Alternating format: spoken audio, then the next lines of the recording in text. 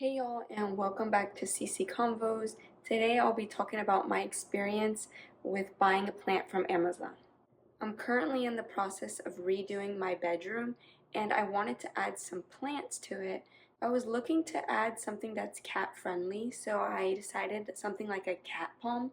And with all the deals on Amazon for like Cyber Monday, they had a 4 foot tall tree or cat palm tree for like $20. So I thought to myself, that's my time to go ahead and get a plant from Amazon. I wasn't really sure how that was going to be, especially because I like to check my plants before I buy them. So I like to look in the soil, see if there's any pest or if there's any pest on the leaves.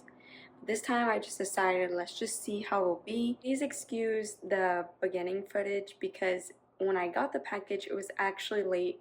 So it was already dark outside, and so I took it to my patio to unbox it. So first impressions, they definitely boxed the plant really well. Came in this pretty tall box and the plant was wrapped and the leaves looked pretty good. A couple of them had a little bit of like bite marks on them or some like spots. But that was the first impressions, and mind you, it was still dark outside, so I wasn't able to really get a good look at it. Was something that stood out to me right away, and that's when I took off the like paper that was surrounding the plant, and there was these huge gnats flying around.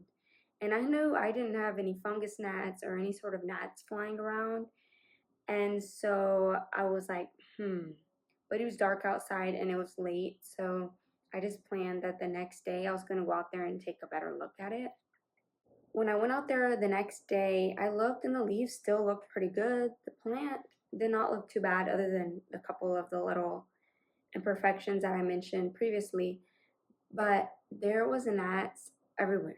Like I could barely move the soil with my finger and gnats were flying up. So I was like, oh my gosh, this has to be infested with fungus gnats.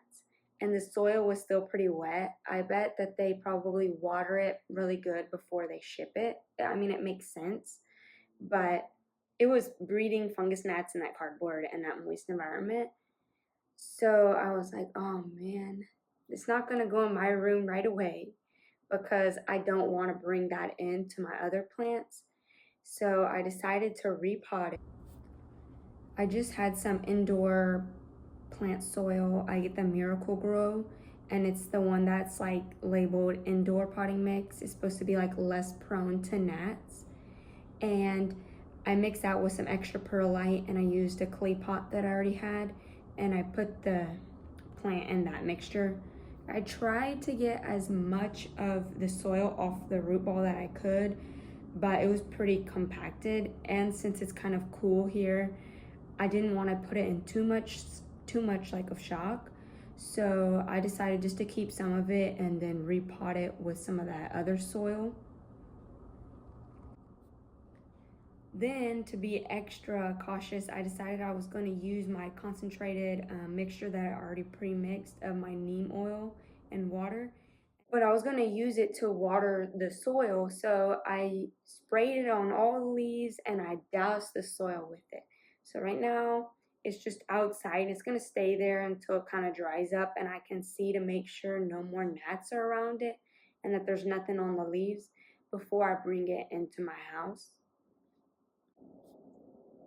So overall, like, wasn't too bad, but fungus gnats are pretty annoying to deal with. I do have a video that I've done before about how to get rid of fungus gnats, and that video is a lot more detailed than what I'm mentioning here. So definitely take a look at that, especially if you're struggling with fungus gnats. Thank y'all for watching, and please consider subscribing, and I'll see you on my next one.